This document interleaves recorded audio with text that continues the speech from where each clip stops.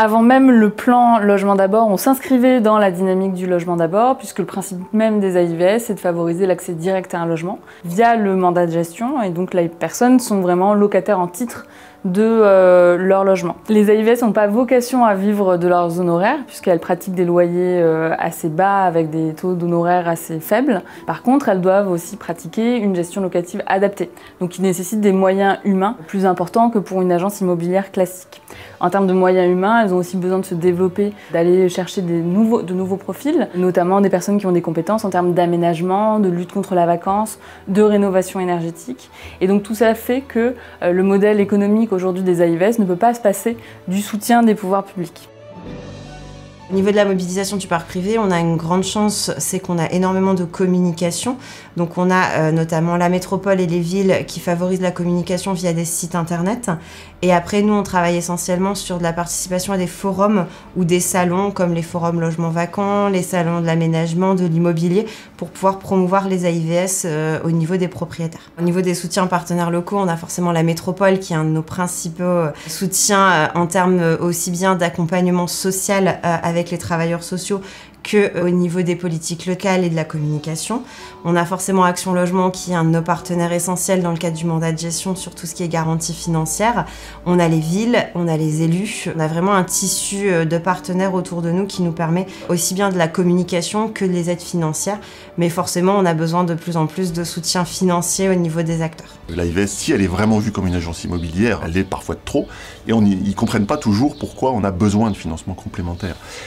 La réalité, c'est que dans une agence comme la nôtre, il n'y a pas un travailleur pour 800 logements, et puis on ne fait pas juste de la simple gestion locative, on fait beaucoup plus que ça. Déjà, on accompagne nos locataires à l'entrée, on vérifie qu'ils ont tout le nécessaire dès le départ pour se sentir bien dans le logement, et du coup, ce qui pourra garantir leur maintien.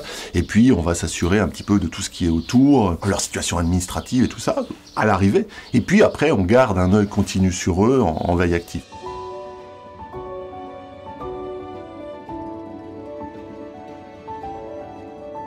Je me présente, Philippe Carlier, donc je suis bailleur privé. Par rapport à mes investissements locatifs sur la région, évidemment, c'est positif parce que de toute façon, s'il n'y avait pas eu l'AIVS, je n'aurais pas investi dans cette zone. En ce qui concerne l'AIVS, j'ai des personnes qui sont vraiment à l'écoute des problèmes. Ça ne veut pas dire qu'il n'y a pas de problème et qu'il ne faut pas résoudre les problèmes, mais au moins, on a des personnes qui sont à l'écoute et qui essaient, en faisant de leur mieux, à régler tous ces problèmes. Je m'appelle Olaide Meji Olainka. J'habite à Paris. Après, j'ai déménagé à Valenciennes. Ça fait à bientôt 3 ans que j'habite ici. Il y a les bons accomplissements. Oui, les agents, c'est très bien. Par exemple, comme j'ai besoin de quelque chose, comme j'ai appelé mon accomplissement, elle répond tout de suite. J'ai déjà travaillé ici avant. Comme j'ai fini de travailler, j'ai fait les affirmations pour les agents de propriété. J'ai déjà inscrit. J'ai fait les examens. J'ai passé les examens. J'ai commencé au mois d'octobre, 1er octobre, pour l'assistant de maternelle. Aujourd'hui, la métropole de Rennes, c'est 450 000 habitants. C'est 100 000 habitants supplémentaires d'ici donc à 2040, ce qui suppose effectivement de prendre cette question donc à bras-le-corps et notamment de savoir comment on répond en fait aux enjeux en termes d'habitat et de logement. Ce que l'on peut dire, c'est qu'aujourd'hui, mobiliser le seul parc public, mobiliser le parc qui appartient aux communes, qui appartient aussi donc aux bailleurs sociaux, pas véritablement suffisant. Et donc cela suppose d'aller mobiliser donc le parc privé, de disposer d'un outil capable d'expliquer aux propriétaires de ce parc ce que l'agence immobilière est en mesure donc de lui proposer.